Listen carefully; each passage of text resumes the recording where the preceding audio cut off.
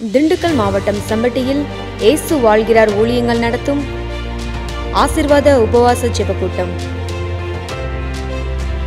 இம்மாத ஜெபக்கூட்டங்கள் ஜூன் 13, 14.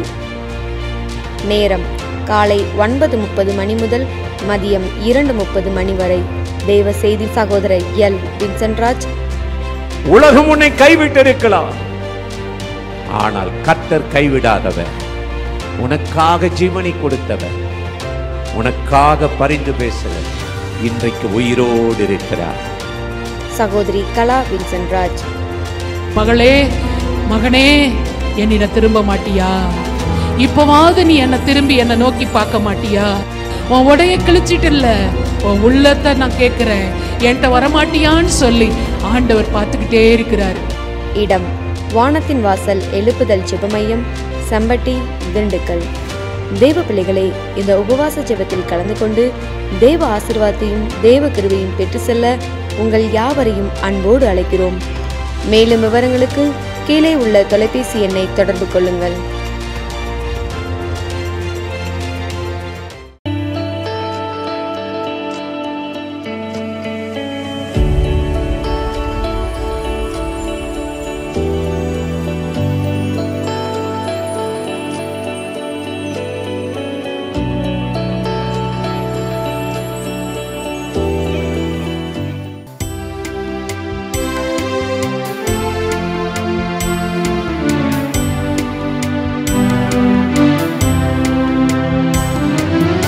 தடுமாறும் உலகில் தடுமாற்றம் இல்லா அன்பு,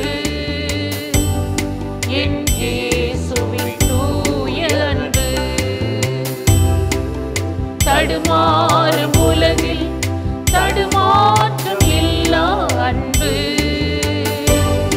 என் இயேசுவின் தூய அன்பு.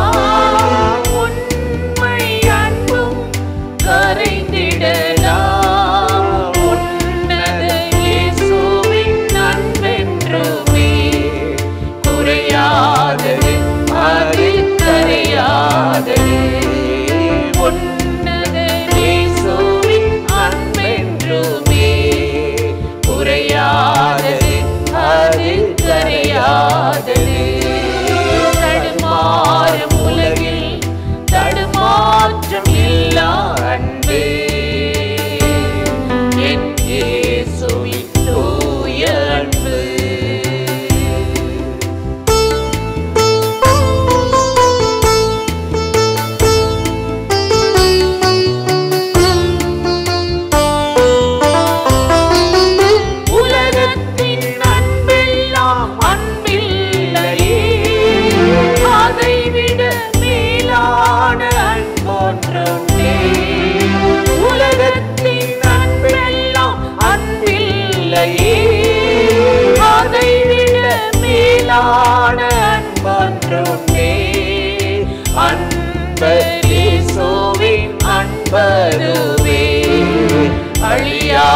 அழியாதது, அது நிலையானது. அன்பர் இயேசுவின் அன்பதுவே அழியாதது, அது நிலையானது. தடுமாறும் உலகில் தடுமாற்றமில்லா அன்பு என் இயேசுவின் தூய அன்பு. தடுமாறும் உலகில் தடுமாற்றம் இல்லா அன்பு என் இயேசுவின் தூய அன்பு. பிரியமானவர்களே, ஆண்டவராகிய இயேசுவின் நாமத்தினாலே இந்த காலை நேரத்தில் இயேசுவை தினம் பார்ப்போம் என்ற இந்த நிகழ்ச்சியின் மூலமாக உங்களை சந்திப்பதில் மிகுந்த மகிழ்ச்சி அடைகிறேன். கர்த்தர் நல்லவர், கிருபையும் இரக்கமும் நிறைந்தவர். இந்த நாளிலும் கட்டாயம் நம்மை ஆசீர்வதித்து நடத்துவார். இன்றும் கூட ஒரு வசனத்தை உங்களுக்கு ஞாபகப்படுத்தி சில காரியத்தை சொல்லி ஜெபம் பண்ணுவது நல்லது என்று உணர்ந்தேன். எரேமியா 31:4 நாம் பார்க்கிறோம். ஆண்டவராகிய தேவன் சொல்லுகிறார், இஸ்ரவேல் என்னும் கன்னிகையே, உன்னை மறுபடியும் நான் கட்டுவேன். நீ மறுபடியும் மேலதாளத்தோடும் கீத வாத்தியங்களோடும் அவர் சமூகத்தில் வருவாய் என்று சொல்லுகிறார். இந்த ஒரு வசனத்தில் 2 வார்த்தை மறுபடி மறுபடி என்று வருகிறது. திரும்ப திரும்ப மறுபடியும் உன்னை ஆசீர்வதிப்பேன், கட்டுவேன் என்று ஆண்டவர் சொல்லுகிறார். சில நாட்களுக்கு முன்பு ஒரு சகோதரனை சந்தித்தேன். குடும்பத்தில் ஒரே பிரச்சனை, கணவன் மனைவிக்குள்ள வாக்குவாதம், சண்டை. இதனுடைய உச்சம் எப்படி ஆனது என்றால் கோர்ட்டு வரையும் போயிடுச்சு.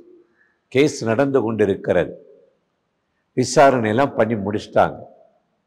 தீர்ப்பு தான் வரணும். இனி பிரிவதை தவிர வேற வழி இல்லை. இப்படிப்பட்ட நிலையில தான் கர்த்தரை தேடி அவங்க ஜெபம் பண்ணி அந்த சகோதரன் உபவாசிக்க ஆரம்பித்தார். நடந்தது என்ன தெரியுமா? எப்படியோ அந்த மனைவிக்குள் ஒரு மாற்றம் வந்து அவள் திடீரென்று கணவனோடு பேசி சொன்னாள், நம்ம மறுபடி சேர்ந்து வாழ்வோம், தேவன் இணைத்ததை யாரும் பிரிக்க வேணான்னு சொல்லி அவங்க சேர்ந்து வாழ ஆரம்பிச்சாங்க. நான் அவரை பார்க்கும்போது சொன்னார், சகோதரனே, ஜெபம் வீணாகல, கர்த்தர் மறுபடி எங்கள் வாழ்க்கையை கட்டி எழுப்பி இப்ப நாங்க சந்தோஷமா இருக்கிறோம் என்று சொன்னார். என் அன்பு சகோதர சகோதரிகளே, இப்படிப்பட்ட இந்த வேதனையில, கலக்கத்துல, பாடுல, போராட்டத்துல ஆண்டவர் நமக்கு ஒரு காரியத்தை செய்யும். அதுக்கு பேர் தான் மறுபடி உன்னை கட்டுவேன், நீ நிலைநிறுத்தப்படுவாய் என்று சொல்லுகிறார். சிலர் வேலையை இழந்துடுறோம், சிலர் தொழிலை இழந்துடுறோம். திரும்ப வருமா? எங்கேயாவது ஓடி போயிருவோம். இவ்வளவு வசதி வாய்ப்பா வாழ்ந்தோம், சொந்த வீட்டில் இருந்தோம். இப்ப இஎம்ஐ கட்ட முடியாம வீடு ஜப்தி பண்ணப்பட்டு விட்டது, நகை ஏலம் போனது. எதுக்கு? வேற ஊருக்கு போயிடுவோம், ஓடி போயிடுவோம். மனிதர்கள் மனதிற்குள்ளே அழுது கொண்டிருக்கிறார்கள், வேதனைப்பட்டு கொண்டிருக்கிறார்கள். ஆனால் ஆண்டவராகிய தேவன் சொல்லுகிறார், நீ மறுபடியும் கட்டப்படுவாய். உன்னை மறுபடியும் எந்த இடத்துல எதை இழந்து தலை குனிந்து வேதனையோடு வாழ்கிறீர்களோ அதே இடத்துல ஆண்டவராகிய தேவன் உங்களை ஆசீர்வதித்து கட்டாயம் மறுபடி கட்டி எழுப்புவாராம். வேதத்தில் நம்ம பார்க்கும்போது ஆதியாமத்துல யோசேப்பை பத்தி பார்க்கிறோம். அவன் பொய் குற்றம் சுமத்தப்பட்டு சிறையிலே ஒரு கண்காணிப்பாளராக சிறை தலைவன் அவனை நியமிச்சிருந்தான். அரசாங்கம் தண்டனை கொடுத்து சிறையில தள்ளி இருந்துச்சு. ஆனா அந்த சிறை தலைவன் இருக்கிறானே, இவன் உண்மையான ஆளப்பா, தெய்வ பயம் உள்ள ஆள். அவன் கையில எல்லாத்தையும் ஒப்படைச்சிட்டு இவன் ஃப்ரீயா இருந்தான். ஒவ்வொரு நாளும் காலையில யோசேப்பு எந்திரிச்சு ஒவ்வொரு கைதிகளையும் பார்ப்பான், விசாரிப்பான், யார் சந்தோஷமா இருக்கா, யார் முகம் வாடி இருக்காது. ஒரு ஆளு முகம் வாடி இருக்கான். ஏன் வாடி இருக்கான்? ஒரு கனவு அவனை கலங்க பண்ணிருச்சு. அந்த கனவை சொல்லுவே, நான் ஜெபம் பண்ணி சொல்றேன்னு சொல்லி யோசேப்பு அர்த்தம் சொல்றான். ஆதியாகமம் 40ஆம் அதிகாரம் 13ல நம்ம பார்க்கும் பொழுது 3 நாளைக்குள் பார்வோன் மறுபடியும் உன் தலையை உயர்த்தி அந்த வேலையை திரும்ப தருவார், பான பாத்திரக்காரனாக திகழ்வாய் என்றார். இதை கேட்ட அந்த கைதிக்கு ரொம்ப சந்தோஷம். அதே போல 3 நாளைக்குள்ள பார்வோன் அந்த பான பாத்திரக்காரனை சிறைச்சாலையிலிருந்து விடுதலையாக்கி உயர்த்தினார். எனக்கு அருமையானவர்களே, கடவுளை அறியாத மனுஷர்கள் வாழ்க்கையிலே இப்படி நடக்குது என்றால், தேவனை நம்பி நாடி அவரை தேடுகிற உங்களை மறந்து விடுவாரா? மறக்க மாட்டார். மறுபடியும் உங்களை கட்டி எழுப்பி உங்க குடும்பத்தை அவர் ஆசீர்வதிப்பார். இதைத்தான் நாம் வேதத்தில் பல இடத்துல பார்க்கிறோம். சங்கீதக்காரனாகிய தாவீதை பாருங்க. ஒரு வழியா சவுல் அழிந்து அவன் ராஜ்யத்திலே இவன் ராஜாவா உட்கார்ந்துட்டான். எல்லாம் சரியா போயிட்டு இருக்கு, சமாதானம் சௌக்கியமா போகுது, விரோதியும் இல்லை இடையூறும் இல்லை என்று இருக்கிற நேரத்துல திடீரென்று தாவீதுக்கு விரோதமா சொந்த மகன் அப்சலோம் எழும்பிட்டான். ஒரு கூட்டத்தை கூட்டிக்கிட்டு சொந்த அப்பாவுக்கு விரோதமாகவே எழும்பி மறுபடியும் நாட்டை விட்டு துரட்டி காட்டுக்குள்ள விரட்டியதான். தாவீதுக்கு ரொம்ப வேதனை, கலக்கம், பிரச்சனை. அப்படிப்பட்ட நிலையில தான் அவன் ஆண்டவர் தேற்றினாராம். 71ஆம் சங்கீதத்துல 21 நாம் பார்க்கும் பொழுது, நீர் என் மேன்மையை பெருக பண்ணி மறுபடியும் என்னை தேற்றுவி. ஆண்டவர் அவனை பார்த்து சொன்னார், கலங்கிட்டியாப்பா, விரோதமா எந்திரிச்சிட்டாங்களா, இனி இந்த ராஜ்ய பாரம் உனக்கு வராதுன்னு நினைக்கிறாய, கவலைப்படாத. நீ துன்பத்தின் நடுவே நடந்தாலும் நான் உன் துன்பத்தை இன்பமா மாற்றுவேன் சொன்ன ஆண்டவர் தாவீதுக்கு மறுபடியும் அந்த மேன்மையை கொடுத்தார். மறுபடியும் அந்த மேன்மைனா என்ன? வேலை, மறுபடியும் அந்த கிருபை, மறுபடியும் அந்த அபிஷேகம், மறுபடியும் அந்த வல்லமையை கொடுத்து மேன்மையை பெருக பண்ணினாரா. அந்த தேவன் இன்றைக்கு உயிரோடு இருக்கிறார். இந்த காலை நேரத்துல ஆண்டவர் மறுபடியும் என் வாழ்க்கையை சீர்படுத்துவாரா? முன்னாடி இருந்தது மாதிரி ஒரு மேன்மை, ஒரு ஆசீர்வாதம் எனக்கு வருமா? சமாதான சந்தோஷம் என் குடும்பத்துல வருமா என்று இந்த நிகழ்ச்சியில இணைந்து இந்த வார்த்தைகளை கேட்கிறீர்களா? ஆண்டவராகிய தேவன் சொல்லுகிறார், உன்னை மறுபடியும் கட்டுவேன், நீ கட்டப்படுவாய், மேல தாளத்தோடு மறுபடி உயர்த்தப்படுவாய் என்று சொன்ன தேவன் மறுபடியும் உங்களை மேன்மைப்படுத்தி இந்த நாளில் கட்டாயம் உங்களை ஆசீர்வதித்து நடத்துவார். அந்த தேவாதி தேவனை நோக்கி நாம் இப்பொழுது ஜெபிக்கலாமா? அன்பும் இரக்கமும் கிருபையும் நிறைந்த நல்ல ஆண்டவரே, இந்த ஆசீர்வதிக்கப்பட்ட நாளுக்காக, நேரத்துக்காக, கிருபை இரக்கங்களுக்காக உமக்கு நன்றி செலுத்துகிறோம். இப்பொழுது யாரெல்லாம் இந்த நிகழ்ச்சியில இணைந்து இந்த வார்த்தைகளை கேட்கிறார்களோ அவர்கள் வாழ்க்கையில முன்பை காட்டிலும் இப்பொழுது மறுபடியும் ஒரு பலத்தை, மறுபடியும் ஒரு கிருபையை, மறுபடியும் ஒரு புதிய வழியை திறந்து உங்களுடைய பிள்ளைகளை ஆசீர்வதித்து மேன்மைப்படுத்தி நடத்தும்படி உங்க தயவுக்கும் கிருபைக்கு அர்ப்பணித்து ஜெபிக்கிறோம். ஆசீர்வதிங்க, வழி நடத்துங்க. இயேசுவின் நாமத்தில் வேண்டிக் கொள்ளுகிறோம் எங்கள் உயிருள்ள நல்ல பிதாவே. ஆமீன், ஆமீன், ஆமீன்.